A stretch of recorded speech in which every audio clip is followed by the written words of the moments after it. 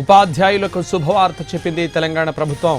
In service టీచర్లకు అదనంగా 2 TET ఎగ్జామ్లను నిర్వహించనుంది.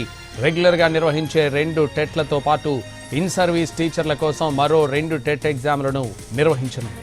ప్రభుత్వ ఉపాధ్యాయులకు టెట్ను కంపల్సరీ చేసింది సుప్రీంకోర్టు. దీంతో ఇన్ సర్వీస్ టీచర్లకు కూడా అదనంగా టెట్ ఎగ్జామ్లను నిర్వహించనుంది ప్రభుత్వం.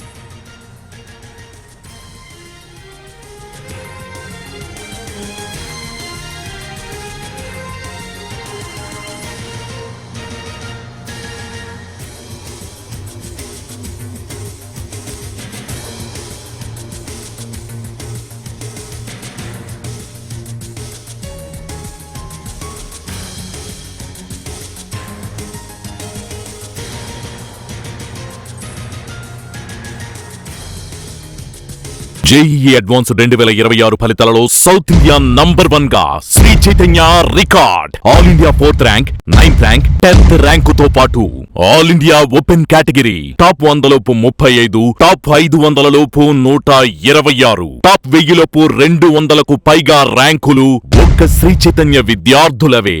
ఇక ఐఐటిలో మెగా రికార్డ్ శ్రీ చైతన్యదే.